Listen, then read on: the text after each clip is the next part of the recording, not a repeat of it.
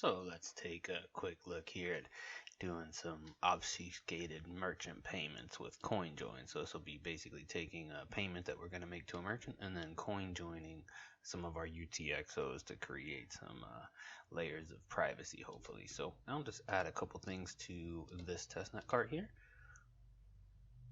Yeah, let's do another one.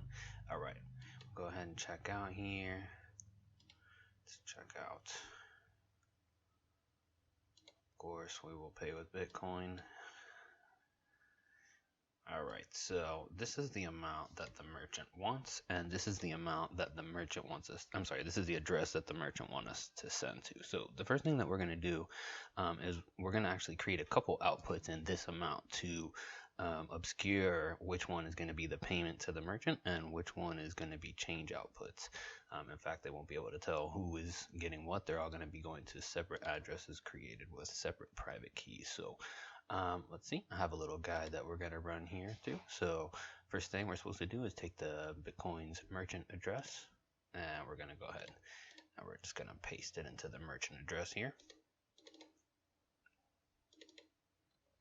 And this, of course, is our transaction template that we're going to run through. So now we're going to take this amount of the merchant payment and place that into CoinJoin amount 1. So let's just go ahead here. We're going to copy that amount and let's place it into CoinJoin amount 1. I actually created 3 outputs like this. So we're going to have one that goes to the merchant, and here's his address, and then these are going to come back to addresses that we control, and we're going to take any change and then coin join that as well. So let's take a quick look and see what kind of money we could spend here. So let's go into our Bitcoin full node, and we'll go into Window, Console,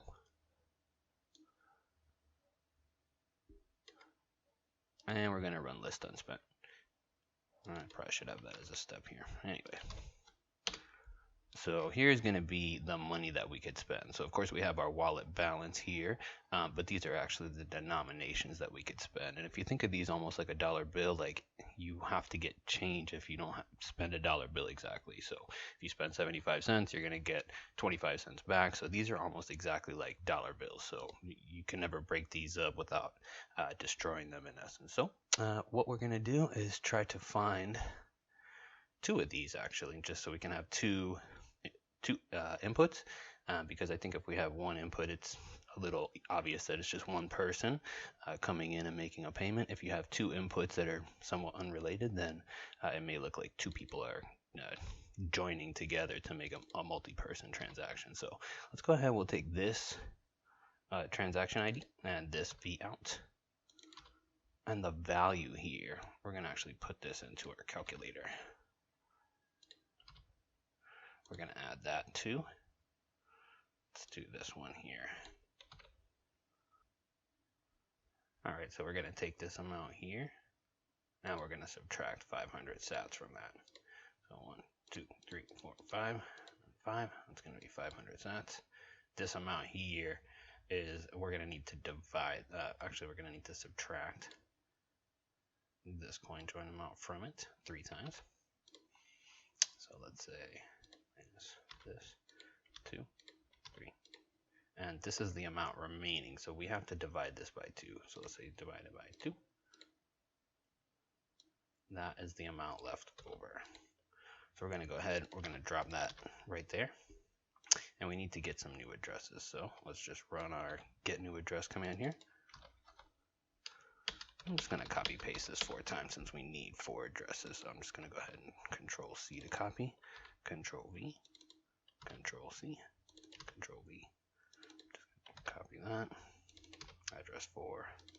And we'll paste this into address 5. Oops. Obviously that was not correct. Address 5.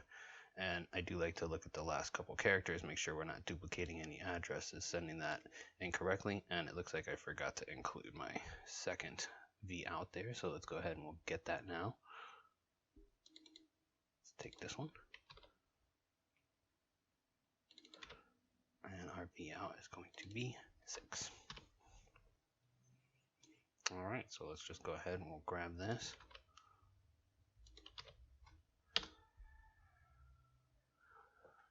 Doesn't like it. All right, right, so what if we just retype these amounts here? So 0.0017197. Just copy paste this over these. 1, 2, 3. And let's just retype this one out too.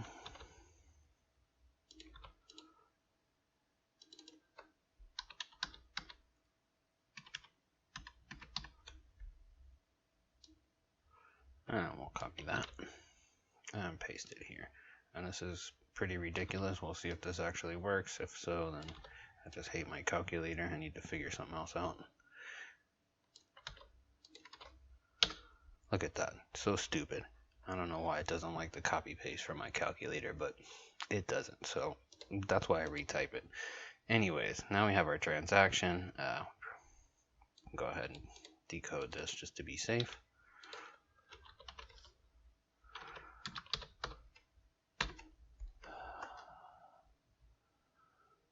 Okay, so we can see our CoinJoin outputs and CoinJoin change amounts. There's our inputs.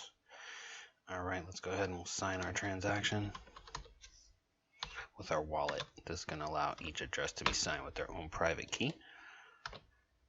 And we'll go ahead and now we will send this transaction to the network.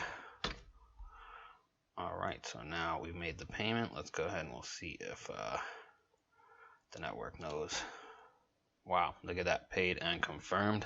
We are all set here. So total amount received, the merchant's paid. So we're good there. The merchant's all paid up. So let's take a quick look.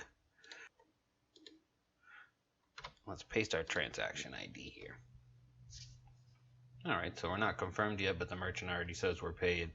You can see our 2 inputs that we consumed, and here's our 5 outputs. So this one is actually going to the merchant. You know, I could have created legacy addresses if we wanted these to look a little more similar instead of creating the Bech32 addresses, but I don't think that's a big deal. We didn't really have to do 3 of these. We could have done 2, at least 2. So you have a CoinJoin amount, and then but we could have done more if we had more amount in the UTXOs, which we definitely did. We could have made every output be that amount, and then a small amount would have CoinJoin, but then you end up with a lot of UTXOs, so that's also not good. Oh, I guess I have to pay attention to my cat. Sorry, 1 second. Okay, so let's take a quick look here at, instead of doing a Bech32 get new address, I could just do a legacy. I think that's the one that they're using at that testnet store. So let's take a look here. Yeah, so if we were making those kind of addresses, I think it would have looked a little cleaner. Well, no, that's not the 2 address. Which address could that be? Let's do help get new address. See what other options we got. So we can use Bech32, can use Segwit. No, okay, so let's try this one.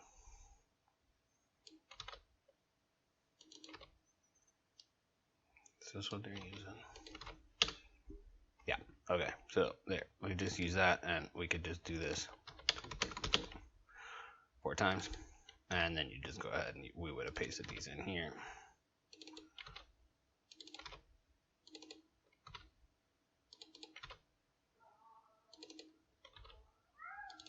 That would have been a better transaction, I think. Now you're going to have addresses that basically all look the same. So that's the way that you can correct that issue.